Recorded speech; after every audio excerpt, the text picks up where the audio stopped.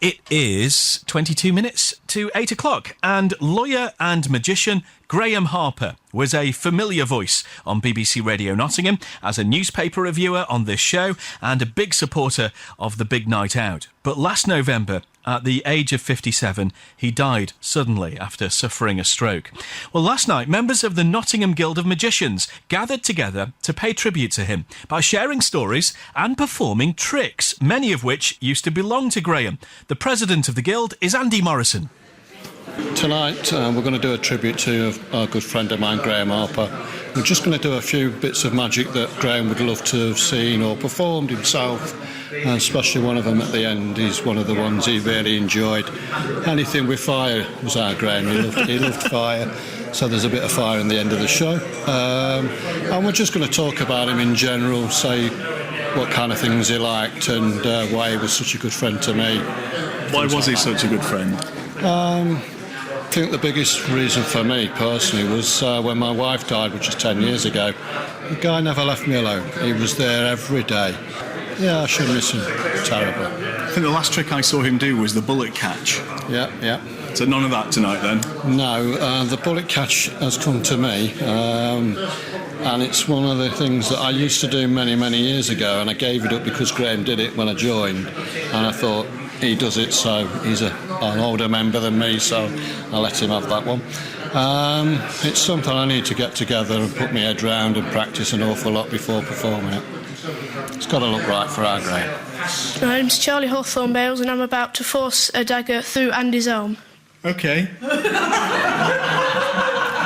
So now what I'd like to do is just have a look at this blade for me. So examine it, tap it, break it, pay for it. It's real? Yes, it's real.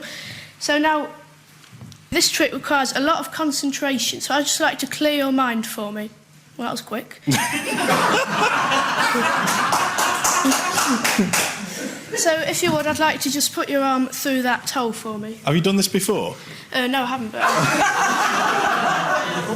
My name's Roy Bond.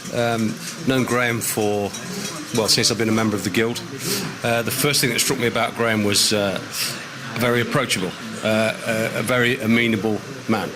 Would help me in any way that he could, especially with anything to do with fire and explosions. He seemed to, and even though if I didn't want to learn fire and explosions, he learnt me fire and explosions. He had a lot of time for me. I would always try new tricks on him, new techniques on him, and he would tell me straight whether he rated it or not.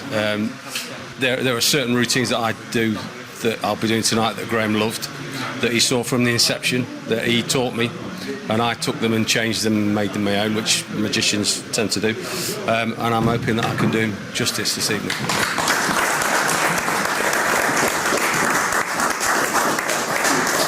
Hi, I'm Moira Fletcher. And I'm very privileged to have known Graham for a number of years, mainly as the mate of my partner, Andy, and we went on holiday together and we had some lovely times together, him and his wife and myself and Andy. So there's lots of memories. However, I have to say probably the best one would be the last time that I saw him, because he was there. He had said some lovely things about me at our committee meeting, our AGM, and had wanted to vote me onto the committee, and he said some really nice things. He'd been there for me and Andy to support Andy, because I was going to be away at the weekend and he was going to help out with Andy over the weekend.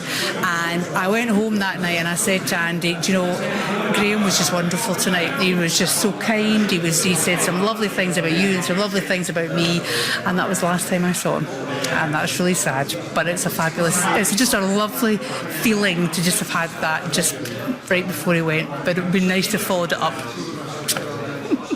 Some poignant memories of lawyer and magician Graham Harper, regular voice here on BBC Radio Nottingham, who died suddenly last November.